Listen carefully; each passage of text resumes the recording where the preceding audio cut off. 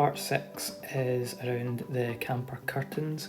My wife and I created these with just a simple small sewing machine and some blackout fabric.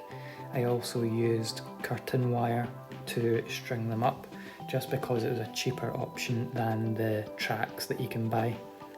And also the strange shapes of the van don't help matters, as the tracks would have to bend quite a bit to get into some of those smaller spaces.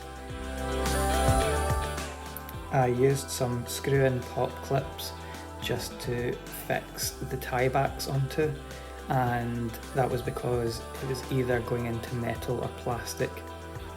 The screw-in ones were really convenient in that sense, and the other side was just pressed into the tie back. It's quite strong to hold the curtains back, as there is a bit of tension because of the wire, so the curtains naturally want to close. I used some little velcro tabs to stick onto the curtain and then onto the side of the van, which just closes the gap that ends up at the side, because the curtain wire can't go right to the end because of the curve at the windows.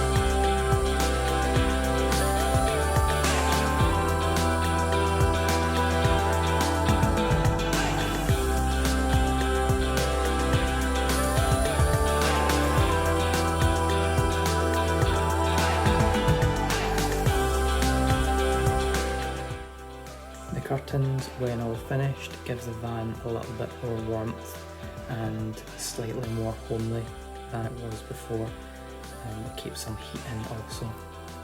Thanks for watching.